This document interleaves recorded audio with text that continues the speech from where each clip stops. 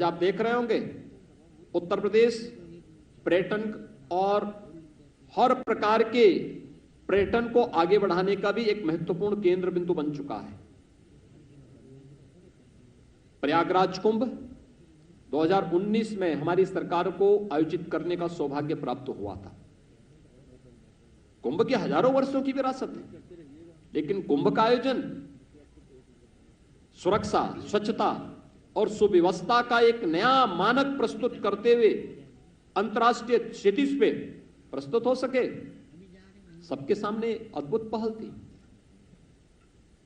उत्तर प्रदेश में पहली बार प्रवासी भारतीय दिवस का आयोजन हो, काशी की धरती पर किसी भी यानी राष्ट्रीय राजधानी के साथ साथ प्रदेश की राजधानी के बाहर इस प्रकार का आयोजन एक अद्भुत घटना थी। सफलता अब तक का सफलतम आयोजन, यह भी सौभाग्य हमें प्राप्त हुआ था। प्रदेश का पहला इन्वेस्टर समिट आयोजित करने का सौभाग्य भी हमें प्राप्त हुआ, जिसने प्रदेश में निवेश की संभावनाओं को आगे बढ़ाया और प्रदेश के बारे में जो धारणाएं थी उनको समाप्त किया। और उत्तर प्रदेश, ये वही उत्तर प्रदेश है जिसने अपनी परंपरागत पहचान को भी देश और दुनिया के सामने प्रस्तुत किया।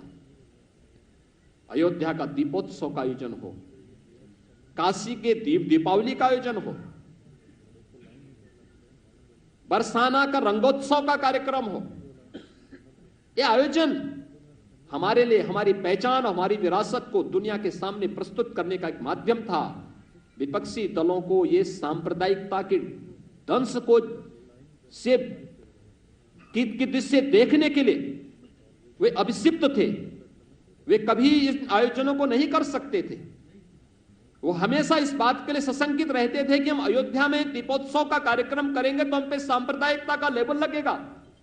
लेकिन हमारी सरकार के लिए एक आयोजन था प्रदेश के परसेप्शन को दुनिया के सामने प्रस्तुत करने का, और मुझे प्रसन्नता है आज प्रदेश सरकार तेजी के साथ इस समय आगे बढ़ रही है। जहां हमने आजादी के दीवानों के उन सभी अमर शहीदों की स्मृति में चौरी चौरा शताब्दी महोत्सव के आयोजन को हम पूरी भव्यता के साथ हर एक शहीद स्थल पर देश की आजादी के लड़ने वाले सभी स्वतंत्रता संग्राम सेनानियों के प्रति सम्मान का भाव पैदा कर रहे हैं, व्यक्त कर रहे हैं। वहीं साथ ही साथ देश की सीमाओं की सुरक्षा करने वाले सैनिकों के प्रति भी सड़कों का नामकरण, विभिन्न प्रकार के स्मारकों का निर्माण, उनके परिवार की सहायता या उनके परिवार के एक सदस्य को नौकरी की व्यवस्था हो, ये प्रदेश सरकार पूरी प्रतिबद्धता के साथ कर रही है। तो साथ साथ शताब्दियों से, दशकों से लंबित उन आस्था के केंद्रों को भी सम्मान देने का कार्य हो रहा है। यह हमारा सौभाग्य है।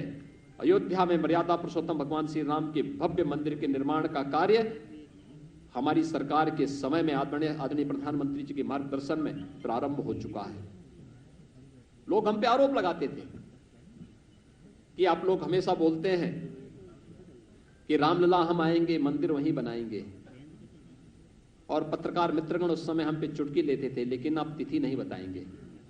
हमने कहा तिथि भी बताएंगे, और 5 अगस्त 2020 को प्रधानमंत्री जी के कर कमलों में अयोध्या में श्री राम मंदिर के निर्माण कार्य का भव्य शुभारंभ भी हो चुका है। वहां की प्रगति आप देख रहे होंगे। काशी विश्वनाथ धाम, चित्रकूट धाम, विंध्यवासिनी धाम, ब्रज क्षेत्र के विकास की जो एक नई तस्वीर सामने आ रही है, नेमिस, सुखतीर्थ, बौद्ध पर्यटन स्थलों के विकास की योजना, या फिर प्रदेश के अंदर मुख्यमंत्री पर्यटन संवर्धन योजना के अंतर्गत हर विधानसभा क्षेत्र के पर्यटन केंद्रों के, आस्था के केंद्रों के विकास की एक व्यवस्थित योजना को आगे बढ़ाने का कार्यक्रम।